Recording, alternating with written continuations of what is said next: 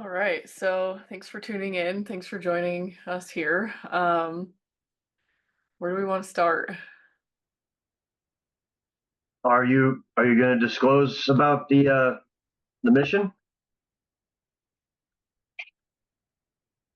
We can put it off. Yeah, no, I think it's a good idea. I have plans to put the original audio recordings for our missions behind a paywall. And so I won't share and disclose too much because there's going to be some nuggets there for people that want to hear more. But I will say that I don't even know if stumbled upon is the right terminology, but we definitely found ourselves in an interesting position when we started the mission seeking the Department of Demonic Interference over the prior couple of missions before that. We were kind of beating up the Department of, like, in charge of human organization. And so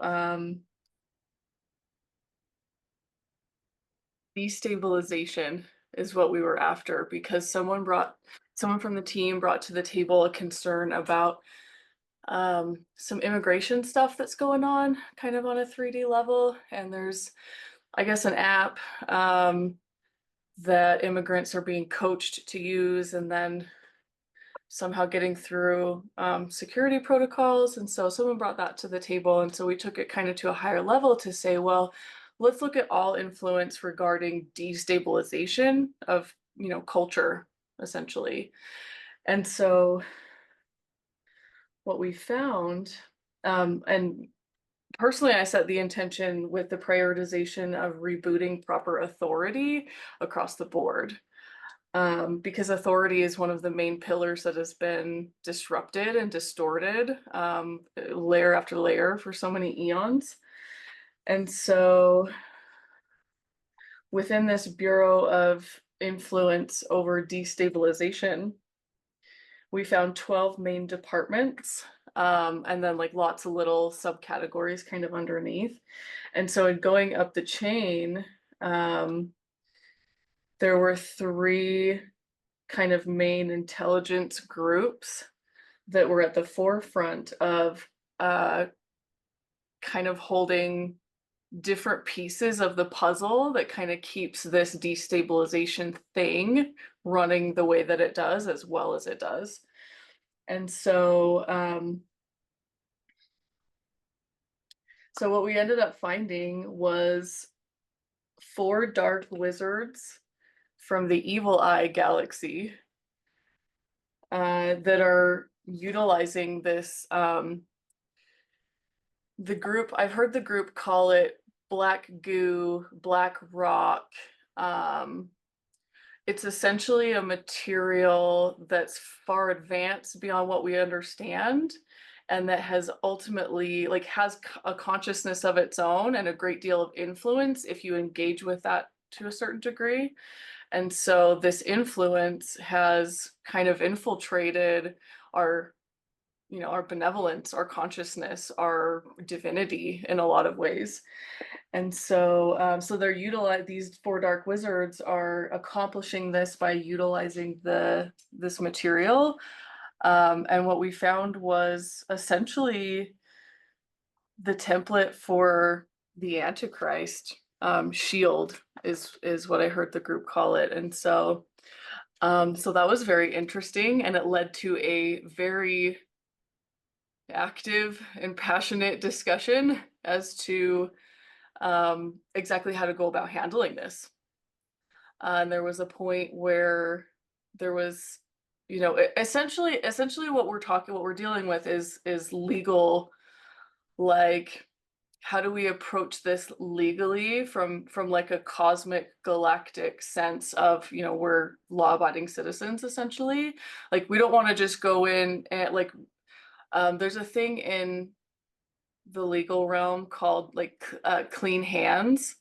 So like if someone is doing wrongdoing, it doesn't give us the right to do wrongdoing to erase the wrongdoing, because then everybody's hands are dirty. And that kind of negates some stuff, and it doesn't sit us in the position of like full honor and integrity. And so this discussion around the legal ramifications and how do we handle this appropriately and legally was very fascinating and very interesting, and I'm really excited to post that. So what are your thoughts? Um, is the when you say about lawfulness, there is common law or law of the land, but then there's admiralty law or law of the seas. Which one are you dealing with? That's a great differentiation, and it's one that's come up several times lately as in regards to, I've heard people talk about maritime law and common law and cosmic law. And so I think we're defaulting to the highest level of cosmic law possible. And some of us are in the process of educating ourselves as to the proper terminology and lingo, because we want to make sure that we are speaking with integrity and really truly understanding all of the dynamics there. How much consultation are you guys doing with Yeshua? Great question. I think each individual on the team has their own kind of individual guidance that they are tapping into, and so I'm not sure exactly how many of us are approaching, individual and like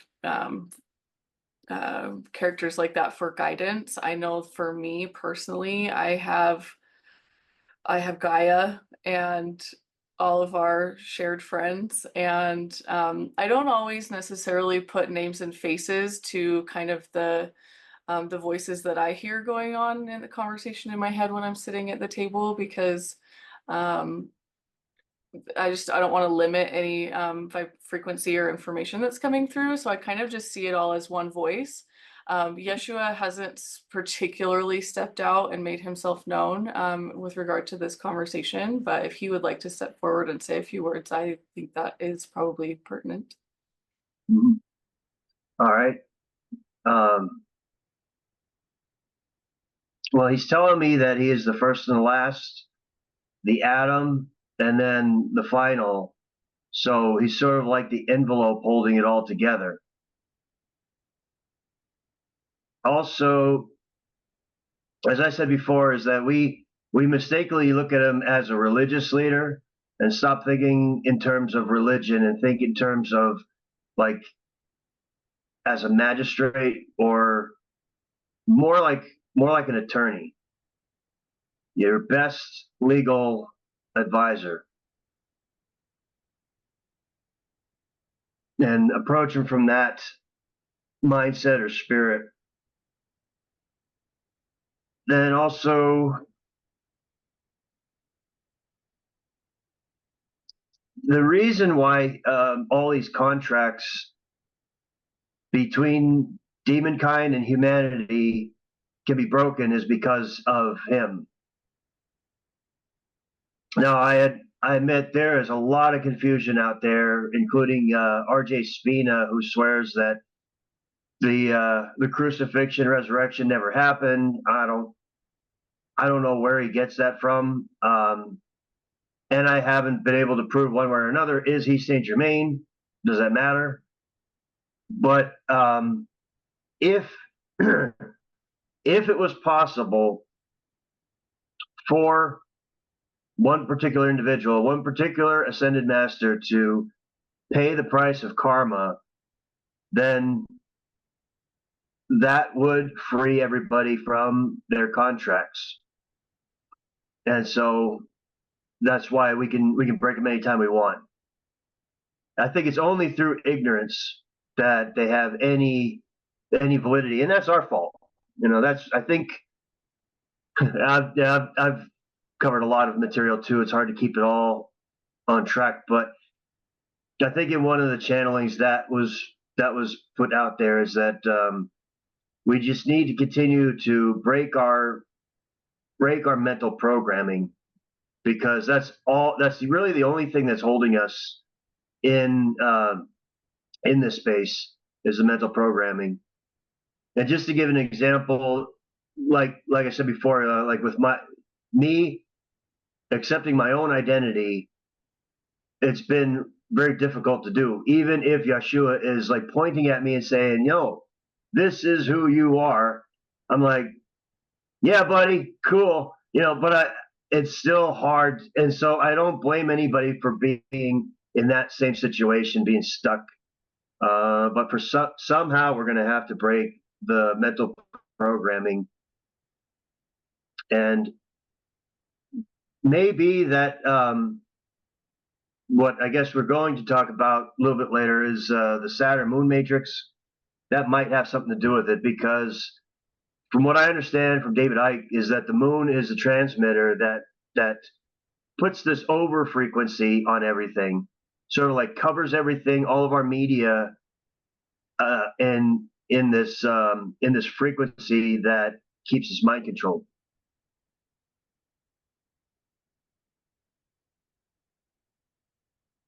Yeah, and the question of ignorance is ultimately, well, I mean, I sort of frame it as ignorance. It's kind of like it's engaging with something without realizing that engaging with it is the problem. And so in that way, it's ignorant to think that, I need to engage with this in order to solve it or fix it. And so that's kind of what the heated debate and the discussion was around, is how do we handle this? And ultimately what we found was that, like, hold on, you guys, if we all just take a step back and not be the ones to try to push this forward. Let's hear what Gaia has to say. This is her own sovereign divinity, and she is the divine director of her own existence. So let us allow her to make that demand and then see what happens, instead of us trying to do it on her behalf, which then creates kind of like initiates the distortion pattern if we are stepping in where it's not actually our divine sovereign right to, to negate that contract. It's not our contract. And the discussion was pretty heavily based around the validity of said contract, where the argument was, well, you guys, why are we even thinking or talking about doing anything with this contract if we've already established that the contract was made under duress and is therefore not legally valid? We're not engaging with this invalid thing. And so I think that's an important point to note, is just being able to take a step back and look at it from all angles to ensure that we're really truly doing the right thing. Mm-hmm. I'm also getting the image of Moses holding his arms up while the battle is going on, and if his arms dip down, then his side would start losing, and so it's like Yeshua's trying to illustrate it to me that as long as you guys are following his frequency, let me put it that way, then you'll be successful, you'll be blessed. But when you stray away from that, he will. I mean, he's not taking anything away. I think that's a misnomer. But it's like you're gonna be tuning out of the radio station, and you're first thing is like you'll notice that it will the sound will no longer be in stereo. It'll go to mono, and that'll be like your first warning. And then after that, you get more static, and then more static and more pushback, and so just to be aware of that. He won't be. He will not be an interventionist, and I think Alobar gets frustrated with that, especially with the Pleiadians and the angels. He's like, yeah, they're useless. They don't do a damn thing for us. They're not supposed to. They're messengers, nothing more, because this is our baby to birth. And so we got to go through the labor pains. We can't take an epidural this time.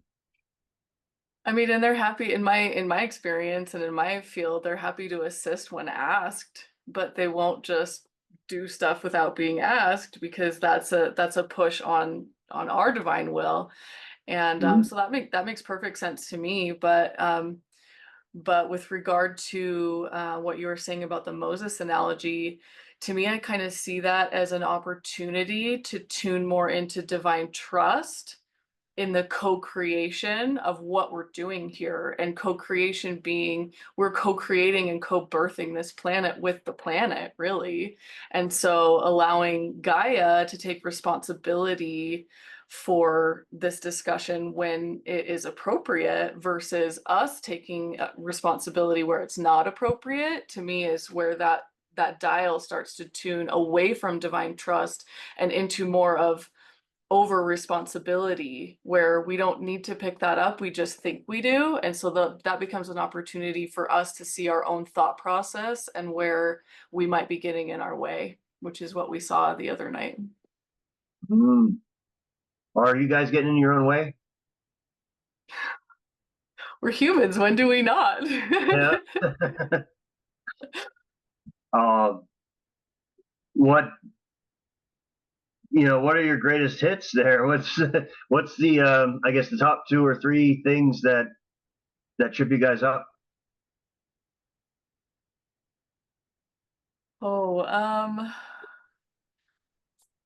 I think that's a little bit situational, and it's also a little bit of an individual, like I think each individual on the team might have a different answer to that.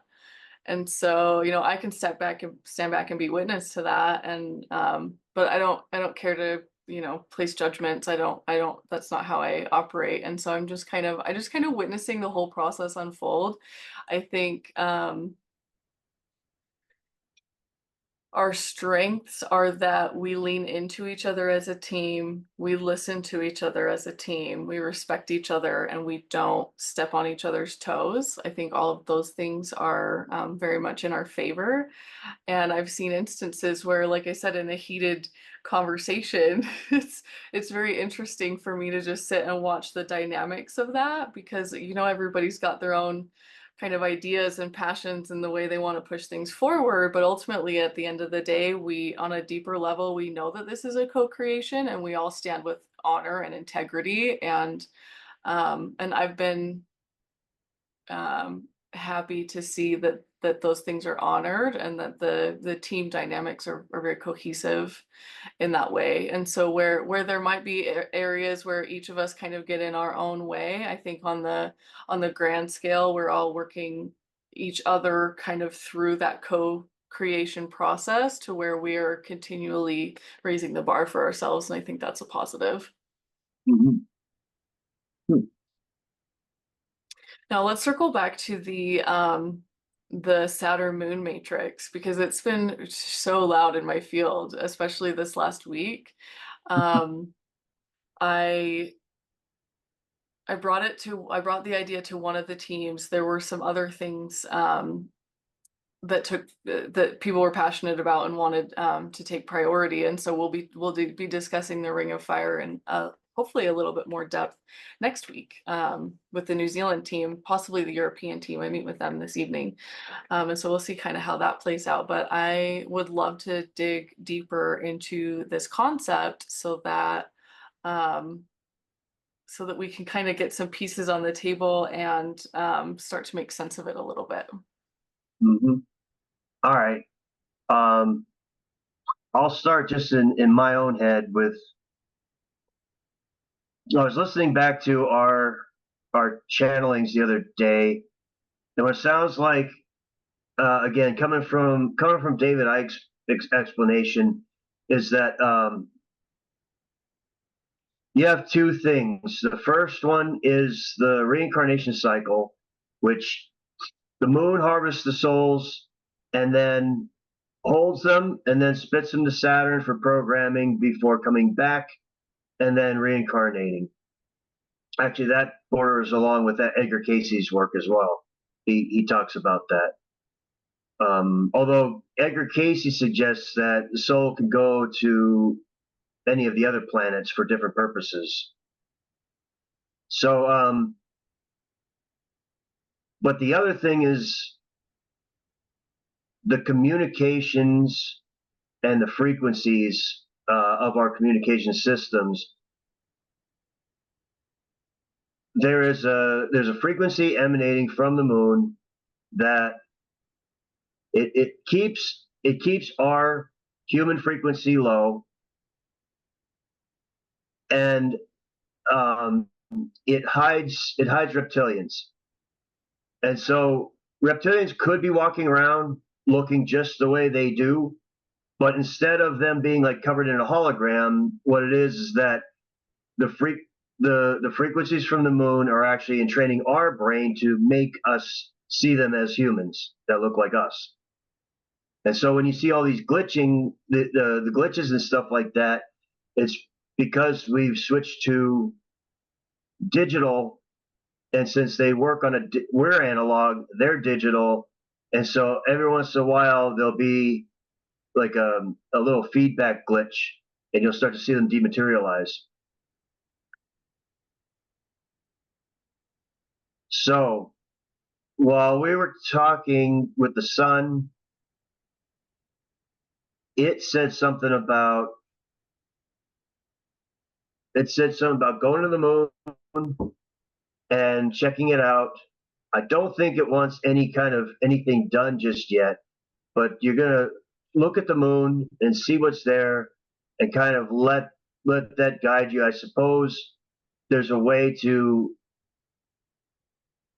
take over the frequency, the frequency generator.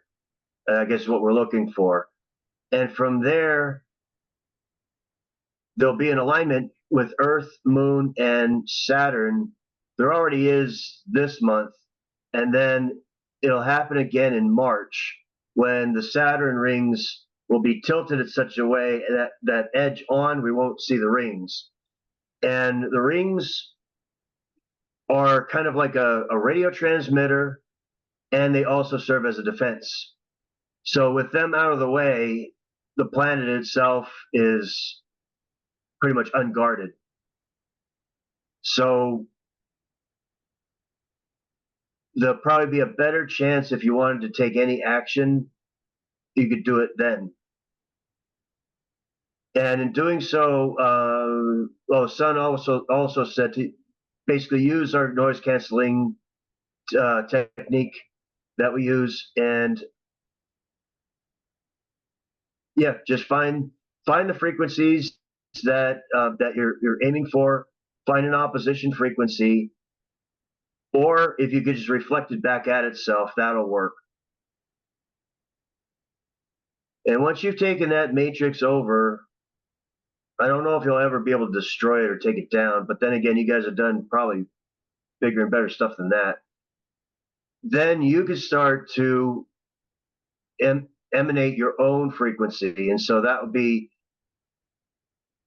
I don't know specifically what frequencies, but in the Legend of Tartaria, you have all of these cathedrals with these I don't know if they're cast iron bells, but all these church bells. And the purpose of the church bells was to ring out a frequency that would break down that would let you see the reptilians, basically, and it would frighten them away too. So that's what I got for the moment. I like that. That's pretty in alignment with what I've been kind of sensing and feeling. Going back to the reincarnation cycle, I've also heard people talk about shifting from kind of that paradigm of the control distortion, like and kind of the impression that I get as they speak about it is that it feels to me like some kind of mechanism that we are through intention and the frequencies in the universe, like the cosmically as they're affecting the earth, that we are kind of able to triangulate that and utilize it as a means to dissolve that control mechanism as we move towards, I've heard it called recapitulation as opposed to reincarnation, which I think means that, if I'm remembering correctly, that we no longer lose our memories as we pass through the soul process and back into a new body. We retain all of that. Do you have any thoughts about that? The body in the beginning it used to be that our souls could come to Earth and just basically, I don't know, I imagine like kick up some dust and manifest a body. Or maybe what it does is it mm, lowers its resonance to the point where it takes on physical form. But through the fall in the Garden of Eden, we've lost the ability to remember any of that, and so we're stuck in the body, and then that's why birth and death had to be uh, had to be created, so that because it would be pretty much torture to just like live here forever and be infinitely old, and that because we're not set up for that in this dimension. It's too heavy. I just lost my train of thought again.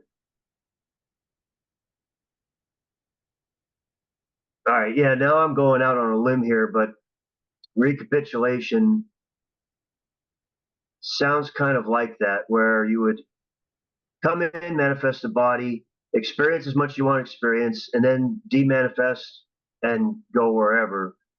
It's a lot freer, and all of your patterns of all of your experiences would remain with you. There's no veil, there's no amnesia. That would require that our full DNA structure would have to be activated. So that's another big one, is what we call junk DNA. Now I've heard it both ways. I've heard it's like 5%, and then I've heard that no, it's actually 95% they think is junk DNA, which okay, maybe that's what they sold me in college. Oh, it's only 5%, so that I could believe it. But if that's 95% of our DNA is not even activated, then man, that's ridiculous. That would launch us to above and beyond Christ. And in fact, I channeled Kutumi the other day, and he told me, he's like, yeah, I hear a lot of worry out of you guys about your ascension process and this and that. And he's like, look, I became an ascended master in the 1800s. You're in the 21st century. He says, if you were to like do a side by side comparison, he says you've already blasted past me like a NASCAR driver. So so you're actually ahead of me by now.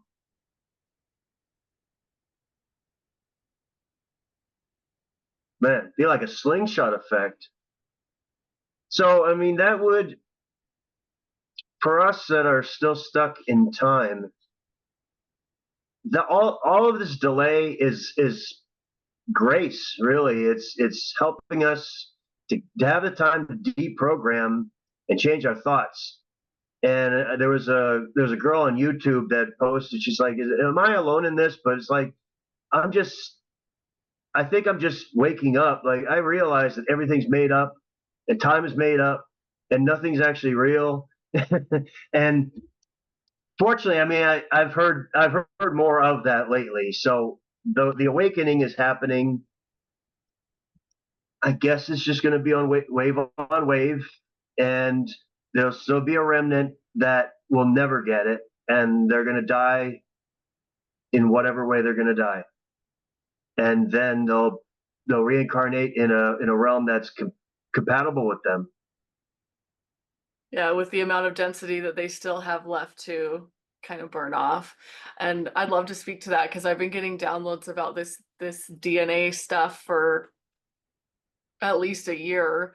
That it just kind of been coming in pieces, and I'm processing, as it does. But a big piece came in last November 11th portal when I was in a group retreat, and they spoke about the amino acids in the DNA and how right now we're aware of, I think, four. I'm not a biophysicist or chemist or anything like that, so I'm not like super researched on this, but I believe there's four amino acids that we recognize and are able to do stuff with. Let's just simplify it to say that.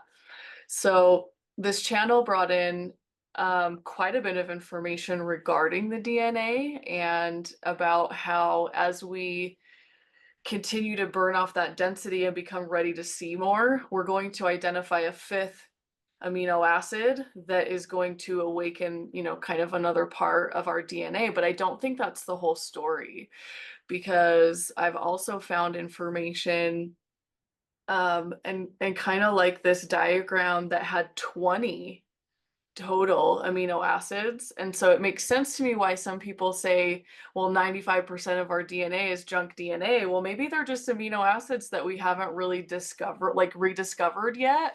And so we don't know like how to process that or what to even make of it. And so we stick it in a bucket and call it, well, we don't know. It's unknown.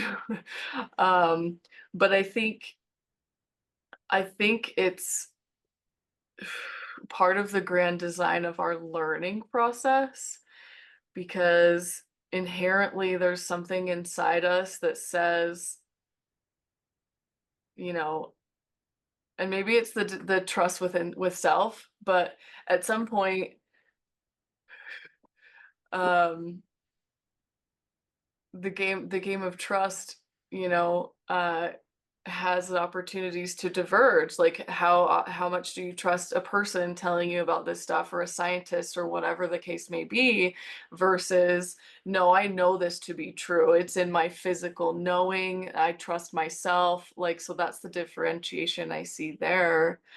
And I love that Katumi wanted to speak about this, and I think it's interesting, when people kind of compare, ascension to ascension. And I think the purpose of what we're doing here this time is collective ascension. So it's not just ascended master pops off. And the reason why, well, we called it delay or taking time or whatever the case may be. I think it's just a really huge spectrum that our human minds like may not always be able to comprehend. And so it's a lesson of not only trust, but patience and grace in the process, grace with self and grace with other, to kind of do this little dance together where, where there's a big portion of us that are kind of at that level where we're holding the frequency. But as we're holding this frequency that says, I'm ready, let's ascend, the purpose of it is collective ascension. And so wherever it falls on the timeline is where I think, there's probably that split and the divergence between those that are able to hold those frequencies, versus those that are not. They've prepared themselves, they've prepared the way for themselves, they can hold a certain percentage or for a certain amount of time, but maybe they're just not quite all the way there yet. They need one more lifetime on a little bit denser planet to really fully anchor that in and get there. And then, like you said, it gets to be all the layers in between. It's just a really giant spectrum, and we're in the process of the transition of watching all of that play out. And so that gets to be kind of a fun recognition and, interpersonal process as well.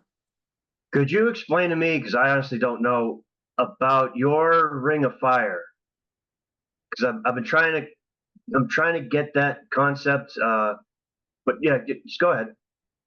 Yeah, so when I talk about the Ring of Fire, I am referring to the line of kind of volcanic activity that, borders kind of the Pacific Ocean area. And so it kind of goes from Australia and then kind of up that seaboard there up towards Alaska, and then borders kind of the United States on the other side, and forms a whole circle around the Pacific Ocean. I And kind of didn't. what Yeah, I didn't know if that was. Yeah, if it was the Pacific Ring of Fire, or if you had an astral definition. Um, Oh, no, that's a good differentiation to make. No, I was speaking about the physical Pacific Ocean there. okay. But I mean, I mean that makes my imagination go, well, what else can we do with that? But right now I kind of see it as, because of where we are on the timeline, I kind of see what we're doing right now as prep work in the like around the Pacific Ocean and some of the different grid lines and ley lines there to unpack some of the dense pockets of um, whatever you want to call it, high density material of some kind. We're kind of unpacking the density so that when the time comes and we shine our light, it really is able to amplify that.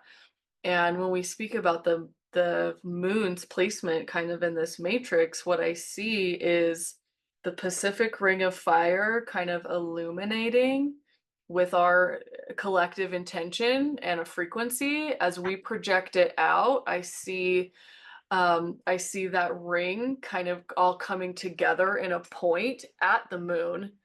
And I suspect that maybe there's some important crystals there that might be the amplifiers to this, and maybe that's part of our work, our preparation work over the next, few months. Hmm. But I can the bigger picture of what I'm seeing is, kind of ring of light goes to amplification point, goes, projects back beyond, and maybe that's what um kind of helps us encapsulate this whole control paradigm matrix thing that's going on with the whatever's happening on Saturn. And um I kind of see it's almost like beating it at its own game. So like the Mhm. black goo I talked about earlier, with the way I kind of envision that is like it doesn't just come in and take you over. It like is tricky about how it gets you to agree to its influence on you at each step in the way, but in the process, it's weakening your sense of benevolence. Um, because that's its purpose. Like our benevolence is our strength, but this material wants us to think that it's our weakness. And so that's kind of the mind trickery that's going on here. But as it finds points to anchor in on, I think the way I see it going is that it kind of at some point, wherever it reaches, critical mass, if you want to call it that, of your individual light body system, it kind of like creates an exoskeleton around your light body is how I see that. And Mhm. so, and it's not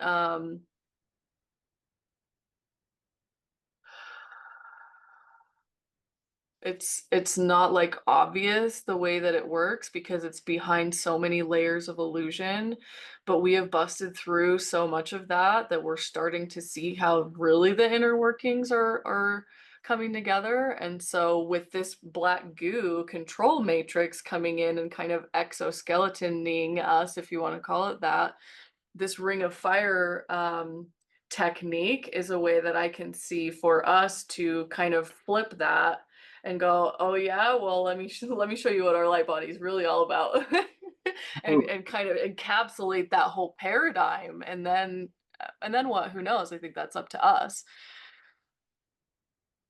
Yeah, I'm still wrapping my mind around some of the spiritual points of view. So yeah, as you're talking, I'm thinking about the Ring of Fire and what does that symbolize, and what because everything's serving a purpose on Gaia. What purpose does it serve? And well, I mean, biblically speaking, it could be the abyss. It could turn into the abyss, possibly. Um, but when you bring up the black goo, I immediately had this intuition telling me it's the opposite of water. That water is the life, and whatever the black goo is the death. And then when you said about it encapsulating your aura, then well, that makes even more sense. That you're disconnecting a person from its source, and the collective mind as well, like the Christ mind frequency.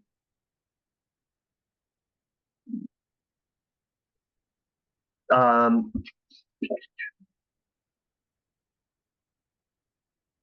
you said something about, well, yeah, one of the things that have been sort of like coming back and hitting me in the back of the head is my inner my third ear is shouting at me saying, "Hey, obey your own authority."